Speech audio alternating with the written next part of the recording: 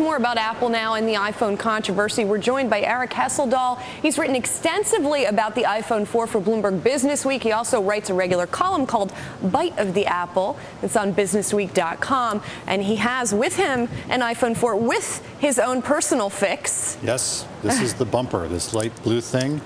This is an Apple bumper, and it costs $29 to buy. And what a lot of people... should it cost $29 to buy when it's a problem with the phone? Well, I think that's one thing that a lot of people are calling for Apple to do. This thing costs maybe $2 tops to fix, or to make, and the rest is all margin. So why not just give them away?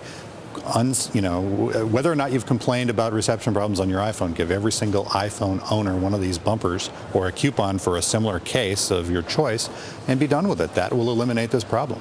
But what about the implications here of the company knowing about the problem before? And you and I talked about this a little bit off air the other day. Right. Remember this prototype that was found in the bar? It had a case on it, which could mean one of two things. Either the company knew about it and that's why the case was on, or had the case on and didn't notice the problem because of that. Yeah, there's a lot of different scenarios that could play out here, but Apple is obsessive about product quality testing. It belies belief. It's just simply not believable that they didn't know that this was a problem. And I think one of the things that they need to say at their press conference on Friday is that, yeah, we knew about this and we made some choices.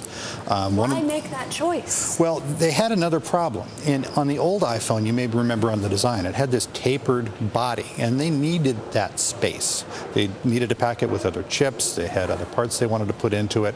And another one of the choices that they made was to move the antenna out to the outer body, just like so. And that's where the problem began, because once you hold it in this area right here, you're causing radio interference by joining those two antennas because your body conducts electricity. That's the nature of the problem.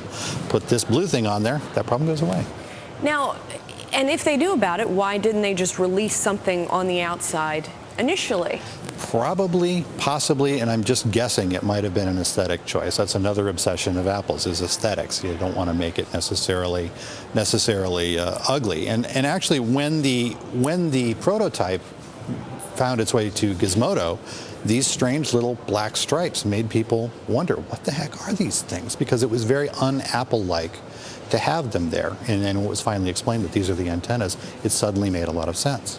Now, I'm curious about what this says about Apple's rush to get products to market and the excitement surrounding their products. I mean, because this isn't the first time this has happened. And even if you think about the iPad, for example, and all of the things it doesn't do yet, because there is this expectation that the next version will have more features. Is that the right way to do it? That seems to be Apple's sort of MO. Apple kind of counts on a certain early adopter mystique.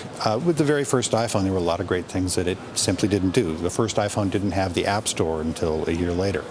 They had some issues with pricing. About 2 months after they issued the first iPhone, they cut the price by about $200. A lot of people were very irritated by that. Well, Arik, that very quickly here, 20 seconds, doesn't that punish those early adopters then? It does, and it's kind of a problem with being an Apple customer. You have to kind of expect that the second generation product will be a year after the first one, especially with iPhones, and you're just going to have to deal with the fact that the second one is going to be better than the first one. A lot of people take that into account and wait to buy the second generation. And yet those sales still look really strong, don't they? That's right. This is still the best-selling phone that Apple has ever made, no question about it.